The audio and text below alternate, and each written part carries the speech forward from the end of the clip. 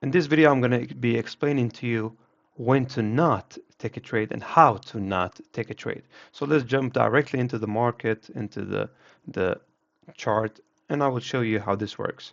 So we come to the market, right? We mark out the 8 o'clock pre-mark.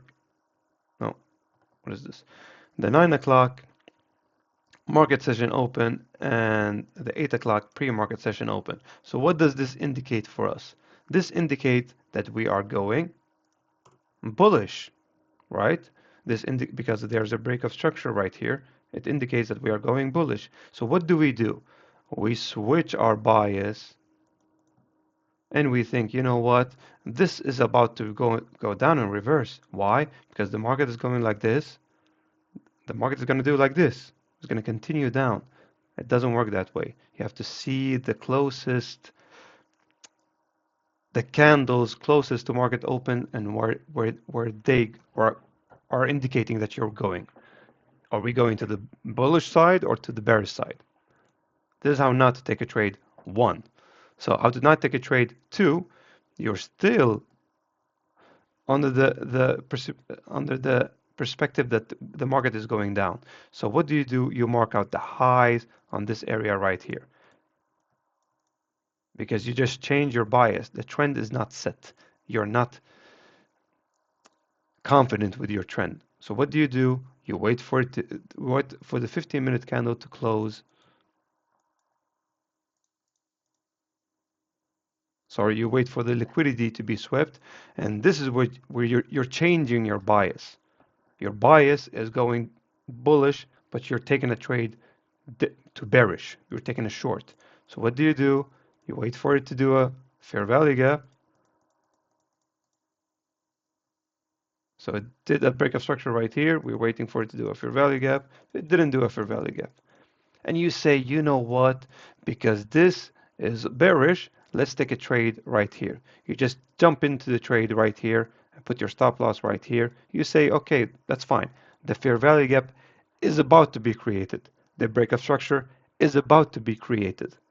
We don't trade that way. We observe something happening and then we react from it.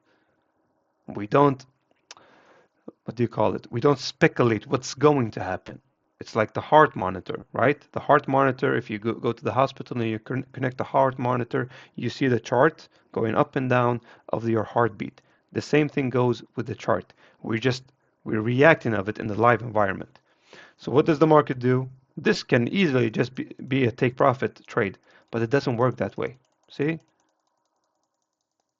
You can get lucky, of course. Anybody can get lucky. And it takes you out. And because it takes you out, you say, you know what, let's go and try it again. Let's try it again because this is what happens. We are trading like the banks and institutions. It took out our liquidity. Let's enter again and put our stop loss on this area right here. And you enter again. What happens? You can get lucky. It takes you out again. And you say, you know what? I know this is what is called a fallen knife, but to the upside, right? Fallen knife meaning a knife falls and you're trying to catch the other direction and keep hurting yourself. And then you say, you know what? It just needs to take out this liquidity right here and I can take the trade right now. You take another short, and this is what usually blows accounts. You take the trade again,